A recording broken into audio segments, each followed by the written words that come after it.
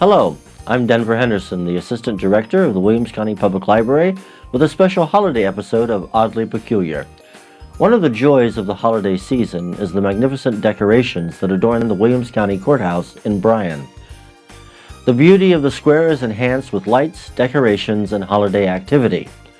The first confirmed mention of decorating the square, or the Courthouse Park as it was known then, was in 1913. We are unable to say what exactly those decorations looked like or how extensive the decorating was around the square. Decorating the courthouse and the square really took off in the 1920s, with area civic clubs and businesses providing money and labor for the project. It was reported in the Bryan Democrat of December 1922 that businesses around the square stayed open late on the day the courthouse was decorated to accommodate people who wished to shop while admiring the holiday tinsel and lights. Every year, businesses would decorate their windows, sometimes matching a theme that was prevalent on the square.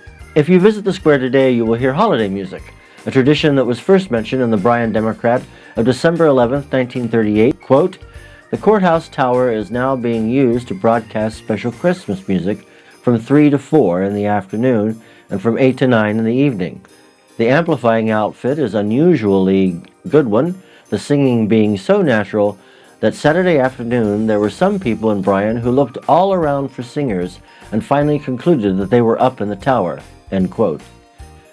Stringing lights from the courthouse dates from at least the 1930s, and over the years there have been many configurations, outlining the building, outlining the tower only, and of course stringing them to the tower to other buildings. One of the curious outcomes of the lighting of the courthouse was the publication and interest in how much electricity was being used.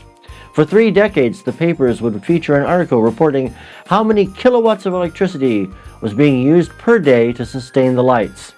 In 2010, there was a move to go with more energy-efficient lighting, but the replacements were met with disappointment as they didn't seem nearly as bright. In recent years, the lights have gone back to their beautiful luster. The only time that the lights dimmed was during the Second World War, when civil defense blackouts and the solemn atmosphere of the war led to a reduction in decorating. The Bryan Democrat of December 20th, 1943 reports, quote, "While decorations in Bryan have been greatly reduced, there being no lights around the square or other decorations and fewer homes having special displays, windows in Bryan stores are of unusual quality." End quote. Though the war dampened the usual seasonal festivities, city merchants, it seemed, tried their best to make the most of it. After the war ended, the Bryan Chamber of Commerce took on the task of decorating the courthouse.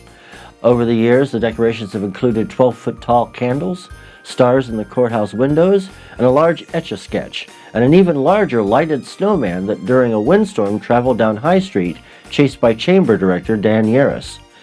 Today, a wonderful addition to the usual Christmas spirit on the square is the Christkindl Market, where local specialty merchants and small wooden huts offer shoppers a variety of interesting and delightful goods.